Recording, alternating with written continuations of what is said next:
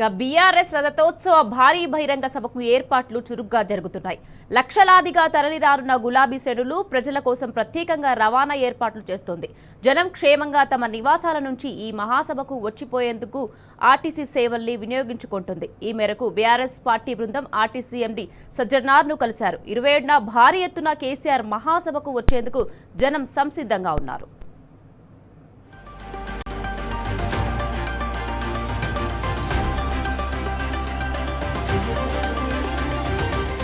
హనుమకొండ జిల్లా ఎలకతుర్తిలో జరిగే బీఆర్ఎస్ రజతోత్సవ భారీ బహిరంగ సభకు కనీవిని ఎరుగని రీతిలో ఏర్పాట్లు జరుగుతున్నాయి. రాష్ట్ర నలుమూలల నుండి బీఆర్ఎస్ శ్రేణులు, ప్రజలు, కేసీఆర్ అభిమానులు లక్షలాదిగా ఈ మహాసభకు తరలి రానున్నారు. దీంతో అందరూ క్షేమంగా గులాబీ పార్టీ ఆవిర్భావ దినోత్సవ భారీ బహిరంగ సభకు వచ్చిపోయేలా ఆర్టీసీ సేవల్ని వినియోగించుకోవాలని పార్టీ అధిష్టానం నిర్ణయించింది. నష్టాల్లో ఉన్న ఆర్టీసీకి ఆర్థికంగా వెసులుబాటు కల్పించేలా ఆ సంస్థ బస్సుల్ని ప్రజా రవాణా కోసం ఉపయోగించుకోవాలని పార్టీ అధినేత, తెలంగాణ తొలి ముఖ్యమంత్రి కేసీఆర్ ఆదేశించారు. ఈ నేపథ్యంలో బీఆర్ఎస్ పార్టీ బృందం ఆర్టీసీ ఎండీ సజ్జనార్ను కలిసింది.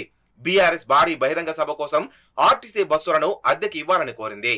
దీనిపై సానుకూలంగా స్పందించిన సజ్జనార్కు కిరాయి కింద 8 కోట్ల రూపాయలను అందజేసింది.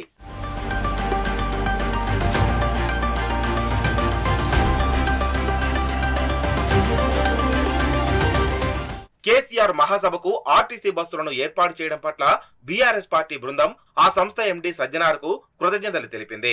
అవసరాన్ని బట్టి అదనంగా బస్సులను పంపినట్లయితే అందుకు తగ్గట్టుగా అద్దె చెల్లించడానికి సిద్ధంగా ఉన్నామని చెప్పింది. అటు సభ కోసం రాష్ట్ర వ్యాప్తంగా 3000 బస్సులను అందుబాటులో ఉంచుతామని సజ్జనార్ తెలిపారు. ఇంకా జనం పెరిగితే అదనంగా బస్సులను సిద్ధం చేస్తామని చెప్పారు.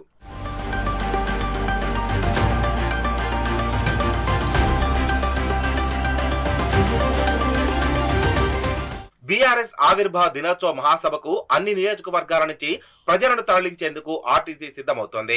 స్థానిక గులాబీ నేతల సూచనల మేరకు డిపోల వారీగా ఎన్ని బస్సులు అవసరమవుతాయో అంచనాలను సిద్ధం చేస్తున్నారు. డిపో మేనేజర్లు ఎప్పటికప్పుడు పై అధికారులకు రిపోర్టులను అందజేస్తున్నారు. దీంతో ఈ నెల 27న పల్లె నుంచి పట్నం వరకు పార్టీ ఆవిర్భావ దినోత్సవ బహిరంగ సభ కోసం గులాబీ దండు, జనం, కేసీఆర్, బీఆర్ఎస్ అభిమానులు భారీ ఎత్తున తరలివచ్చేందుకు సమాయత్తమవుతున్నారు.